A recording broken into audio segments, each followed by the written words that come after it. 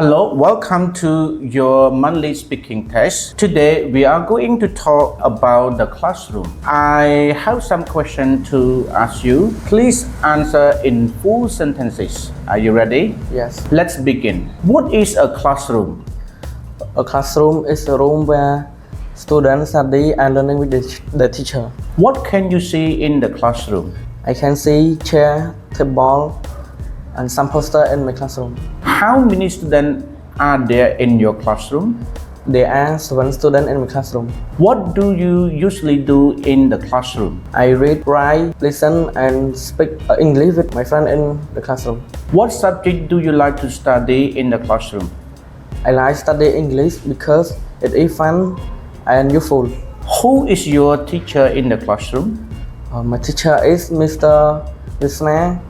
He very kind and helpful. Is your classroom big or small? My classroom is medium size, clean and bright.